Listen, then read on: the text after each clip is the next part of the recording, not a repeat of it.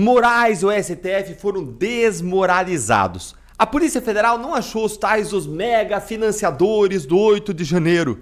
É isso mesmo, gente. Para quem pregava que houve um ataque orquestrado, com antecedência, com grandes financiadores por trás, como Moraes e a sua turma juravam, já pode ir tirando o cavalinho da chuva. Fica aqui comigo que eu vou te mostrar a fala do próprio diretor-geral da Polícia Federal que prova duas coisas.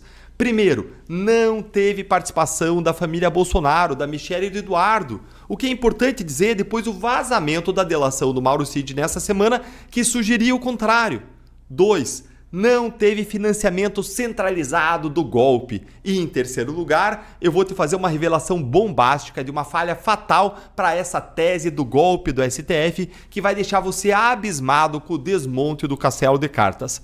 Mas vamos direto ao ponto. Andrei Rodrigues deu uma longa entrevista ontem para o Roda Viva e ele falou de vários assuntos. Do 8 de janeiro, de Bolsonaro, de assuntos da política brasileira. E o primeiro ponto que eu queria destacar aqui para você é este aqui sobre a família Bolsonaro. Acompanhe aqui comigo este trechinho da entrevista.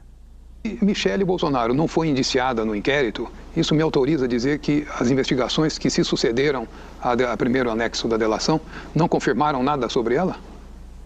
Fausto, volto a insistir a questão técnica da delação. Ele, ao colaborar e citar algumas pessoas, aponta alguns elementos que podem nos levar a coletar provas para responsabilizar ou não essas pessoas. No caso concreto, está lá no relatório do inquérito policial, não houve a busca de outros elementos que pudessem confirmar de que essas pessoas tenham participado. O fato de ser de um grupo radical, um grupo moderado, um grupo light, isso não traz nenhuma consequência jurídica para o processo. É importante saber qual foi a efetiva participação das pessoas para o conceito criminal, para a ação criminosa que foi ali desenhada. E é importante...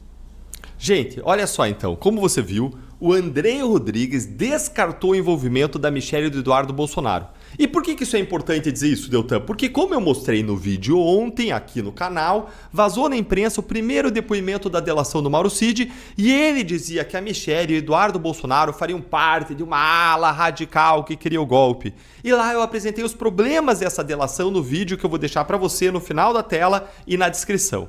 E agora a entrevista do Andrei Rodrigues mostra que a declaração dada pelo Mauro Cid não foi confirmada em relação a Michelle e Eduardo Bolsonaro. E, como eu disse ontem, o depoimento lá do Mauro Cid, por si só, ele não poderia ser usado para acusar ninguém. Ele não para em pé. E um dado muito importante aqui. O relatório da investigação que a Polícia Federal apresentou no final do ano passado foi o fim da investigação. Ou seja, eles deram a investigação por encerrada.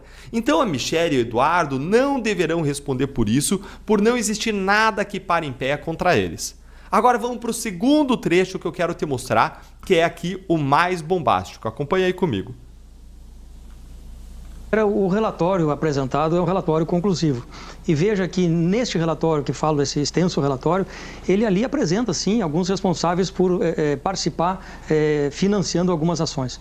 Muitas vezes, na expectativa de muitas pessoas, haveria um ou dois, enfim, ou um grupo de mega financiadores com vários milhões para essa atuação orquestrada para o golpe de Estado. A investigação provou que não, pelo menos nós não conseguimos identificar que isso tenha acontecido. O que havia, sim, era esse financiamento disperso, onde uma pessoa fornecia determinado insumo, outra questão logística, outra recursos, e isso está lá apontado no inquérito policial, portanto, sim, nós responsabilizamos os financiadores dessa investigação. Como o senhor vê? Então, entenderam, gente? O diretor-geral, ele disse que a investigação já acabou e que a conclusão é que não havia um cérebro por trás, não havia aí algo organizado, ou dois financiadores, um financiador, mega financiadores, uma ação orquestrada, mas sim o que ele disse é que existia aí um movimento orgânico, desorganizado, com ajudas dispersas, esporádicas, insumos de alguns, logística de outros e assim por diante. E isso nos traz uma revelação bombástica, que é a terceira coisa que eu quero dizer para vocês. Se não tinha uma atuação organizada dos manifestantes do 8 de janeiro, dirigida a partir de um QG central, mas sim um movimento orgânico e desorganizado, como é que pode um conjunto amplo de pessoas responderem por golpe de Estado? O que a investigação revelou é totalmente contrário à tese da PGR, do STF, de que as pessoas estavam lá no 8 de janeiro e se organizaram para dar um golpe. Não! O que se comprovou é que as pessoas se juntavam, iam ali se ajudando, somando, cada um com uma contribuição diferente, e se assim era, como supor que eles tivessem uma única motivação? Tudo aponta na direção contrária. E essa é uma falha fatal para a tese do STF e do governo Lula, que adoram ficar aí repetindo essa narrativazinha aí de que houve uma tentativa de golpe para se colocarem como salvadores da democracia. Dá uma olhadinha aqui nessa análise sensacional que eu vou mostrar para você, do Cláudio Dantas, e vai curtindo o vídeo para mais gente entender como essa tese do golpe do 8 de janeiro não passa de uma narrativa. Olha aí, ó. Polícia Federal descobre falha fatal na tese do STF sobre o golpe. Bom, se não havia um grupo de financiadores, como a PF pode dizer que havia um grupo de planejadores ou então de organizadores? Como a PF pode dizer que havia uma organização criminosa? Como vai dizer que há um mandante ou autor intelectual por trás de tudo, que houve um plano? Sem financiamento coordenado, fica evidente que nós tivemos, na realidade, pessoas que se voluntariaram para pagar passagens diárias de grupos de amigos e conhecidos, da turma da escola, da comunidade, da paróquia, para ir a Brasília protestar. Uma massa de gente insatisfeita com os rumos do país, com a descondenação e a reabilitação política do Lula e com a interferência do TSE no jogo eleitoral. No meio dessa gente, claro, alguns radicalizados, agitadores, gente que depredou patrimônio público. Gente, é isso. Não tinha grupo de financiadores.